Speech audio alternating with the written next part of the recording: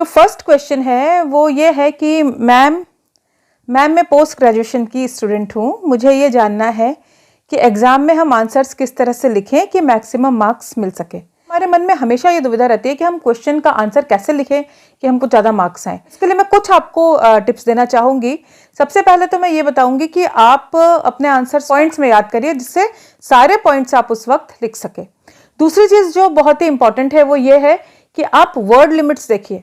Mostly जो subjective papers होते हैं उनमें क्लियरली आजकल स्टेट कर दिया जाता है कि कितने वर्ड्स में आपको आंसर देना है। आपका एम ये होना चाहिए कि जितने इंपॉर्टेंट पॉइंट हैं, अगर वो शॉर्ट आंसर है तो वो सारे पॉइंट्स आ जाएं, और अगर वो लॉन्ग आंसर के फॉर्म में है तो उन पॉइंट्स का डिस्क्रिप्शन भी आप उसमें ऐड कर सकें। क्वेश्चंस को अच्छे तरीके से पढ़िए। कई बार क्या होता है कि हम क्वेश्चंस को सरसरी नज़र से पढ़ते हैं और हम खुद ये कंक्लूड कर लेते हैं अच्छा ये पूछा जा रहा है, और हम उसका आंसर लिखने लगते हैं।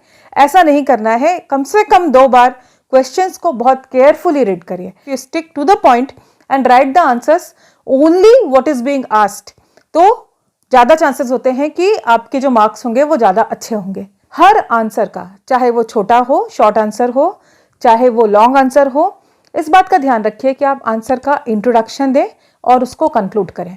मतलब इंट्रोडक्शन और कंक्लूजन हर आंसर में होना चाहिए। एक बैकग्राउंड होना चाहिए जिससे वो आंसर जो है वो अपने आप में कंप्लीट हो। Instead of writing in paragraphs, in long paragraphs, try to put important things in a table or through a graph or through a flow chart. Time management बहुत ज़्यादा इंपॉर्टेंट है। आपको टाइम जो भी मिलता है, 3 आवर्स मिलते हैं, 2 आवर्स मिलते हैं, उसका ध्यान रखिए। लॉन्ग आंसर्स के लिए ज़्यादा टाइम दीजिए और शॉर्ट आंसर्स के लिए कम टाइम दीजिए। तो टाइम के अकॉर्डिंगली क्वेश्चंस करिए। अगर आपको ऐसा लगता है कि आपको कुछ चीज़ें नहीं आती हैं तो उनको आप बाद में करिए, और जो आता है उसको आप पहले करिए। मैडम, ऑनलाइन मोड में क्लास चल रही है, मैं फोकस नहीं कर पा रहा हूँ, सो डिस्ट्रैक्शंस को कैसे अवॉइड करें? ये बहुत अच्छा क्वेश्चन है, और ये आजकल हम सभी की प्रॉब्लम है कि मोस्ट ऑफ द क्लासेस जो हैं वो ऑनलाइन मोड में हैं, और क्योंकि हम घर से क्लास लेते हैं तो बहुत सारे डिस्ट्रैक्शंस होते हैं। सबसे पहले तो मैं एक आपसे बात कहूँगी कि कभी भी बिस्तर पर बैठकर क्लास मत लीजिए। Don't attend your class while sitting in the bed. तो बिस्तर से हटिए। सुबह मॉर्निंग में जो आपका रूटीन है, आप फ्रेश होइए, आप फॉर्मली ढंग के कपड़े पहनकर टेबल चेयर पर बैठकर अपनी क्लास लीजिए।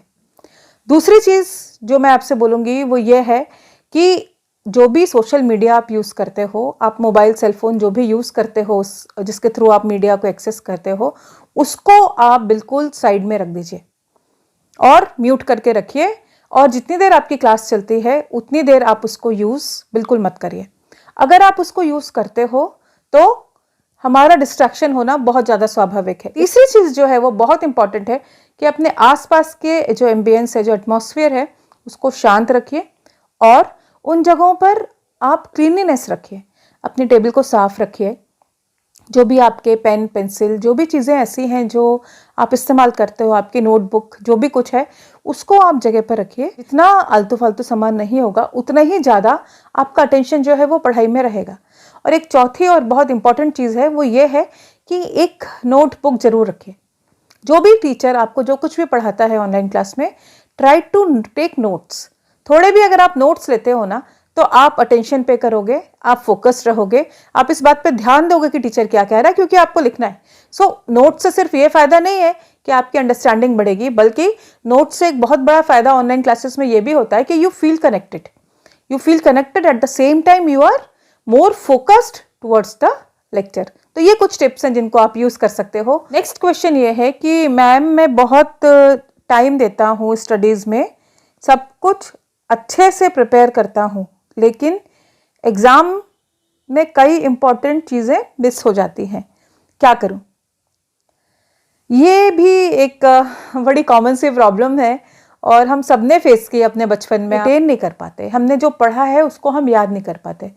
तो इसके ऊपर अगर हम बात करते हैं तो एक मैंने वीडियो बनाया है जिसका लिंक आई बटन में है, मैं दे रही हूँ, कि हम किस तरीके से रिटेन कर सकें, जिसके लिए हमने स्पेस रिपीटिशन की बात की है, जिसमें हम कुछ समय के बाद अगर उस चीज़ को दोबारा पढ़ते जाते हैं, उसको रिपीट करते जाते हैं, तो वो चीज़ हमारे दिमाग में और अच्छे तरीके से बैठती जाती है।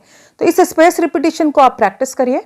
और दूसरी चीज़ जो बहुत इंपॉर्टेंट है वो ये है कि चीज़ों को एक ऑर्डर में याद करिए। जो भी कॉन्सेप्ट्स हैं उनको ऑर्डर में क्रोनोलॉजिकली याद करिए कि किसके बाद क्या आता है, इसके बाद क्या आता है, इसके बाद क्या आता है। उसको किसी सिस्टम में 1 by 1 स्टेप वाइज उसको आप कन्वर्ट कर लीजिए। तो एक क्रोनोलॉजी में जब हम एक सिस्टम में जब हम किसी चीज़ को याद करते हैं तो वो हमें ज़्यादा अच्छे तरीके से याद होती है। और जब ये इस तरह से याद होता है कि इसके बाद ये है और इसके बाद ये है, जब हम ऐसे याद करते हैं तो चांसेस ये होते हैं कि हम कोई भी पॉइंट भूलते नहीं है। तो लेकिन मैं इसके ऊपर एक अलग से एक जल्दी ही वीडियो भी बना दूंगी कि जो लास्ट क्वेश्चन है वो ये है कि मैम मैं बहुत कंफ्यूज रहती हूँ, please tell me how to take correct decision and remove confusion.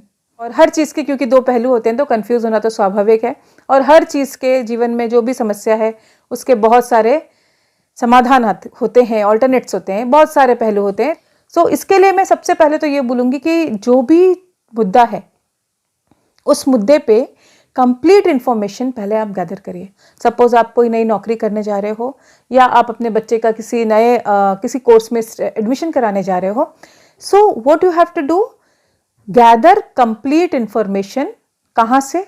आप नेट से कर सकते हो, उन लोगों से जो उससे जुड़े हुए हैं उस संस्था से, कुछ एक्सपर्ट्स होते हैं हर फील्ड के पास कंप्लीट इन्फॉर्मेशन हो जाए तो आप उस इन्फॉर्मेशन को फिल्टर करके काम की इंफॉर्मेशन के ऊपर ध्यान दें जो आपके डिसीजन मेकिंग में क्रूशियल रोल प्ले करने वाली है।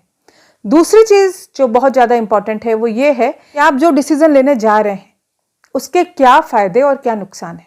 तो पहले ये तय कर लीजिए कि क्या फ़ायदे हैं, क्या नुकसान है, अपने आप को केंद्र में रख के, खुद को सेंटर में रख के, किसी और को नहीं। दूसरे के लिए कोई चीज़ फ़ायदेमंद हो सकती है, हमारे लिए नुकसानदेह हो सकती है। तो आपकी जो नीड्स है, आपका जो स्टेटस है, आपका जो एनवायरनमेंट है, जो आपका सर्कमस्टांसेस हैं, उसके अकॉर्डिंगली क्या फ़ायदे और क्या नुकसान किसी भी चीज़ के हैं, इस चीज़ को आप पहले एनालाइज कर लीजिए, तौल लीजिए अच्छे से। इसके बाद जो चीज़ आती है वो ये आती है कि आपका जो डिसीजन है वो किन किन लोगों को अफेक्ट करेगा और किस सेंस में अफेक्ट करेगा, पॉजिटिव या नेगेटिव। और उसको हमें शॉर्ट टर्म में नहीं देखना है। अक्सर कोशिश ये करिए कि लॉन्ग टर्म इसका गेन या इसका लॉन्ग टर्म नुकसान या डिसएडवांटेज क्या होने वाली है, इस चीज़ को अच्छे से समझ लीजिए। इसके बाद जो भी ऑल्टरनेट्स चॉइसेस आपने निकाल के रखी हैं फिल्टर करके, 2 या 3 जो ऑप्शंस, उन तीनों चारों ऑप्शंस को अच्छे तरीके से एनालाइज करिए, जो भी बेस्ट हो आपके लिए उसको आप पिक करिए। Take a firm decision. जब आप छोटे छोटे फर्म डिसीजंस लेना शुरू करोगे, स्ट्रिक्ट डिसीजंस लेना शुरू करोगे, तो जल्दी ही आपकी आदत पड़ जाएगी कि आप ढंग से इवैल्यूएट करके और फर्म डिसीजंस ही लिया करोगे। Because one thing I would like to say कि whatever decisions you take, never ever regret them और make yourself responsible for it. आप जो भी डिसीजन लेते हो उसके लिए आप जिम्मेदार हो और उस पर आपको पछताना नहीं। इसीलिए डिसीजन लेने के पहले इतनी एक्सरसाइज कर लीजिए तो ज़्यादा चांसेस होते हैं कि हमें कम से कम पछताना पड़ेगा। सो आई थिंक आज का वीडियो बहुत लंबा हो जाएगा। जो क्वेश्चन आंसर्स मैंने लिए, आई होप कि ये आंसर्स आपके काम आएंगे। मिलते हैं फिर नेक्स्ट वीडियो में किसी और इम्पोर्टेंट टॉपिक के साथ। Thank you.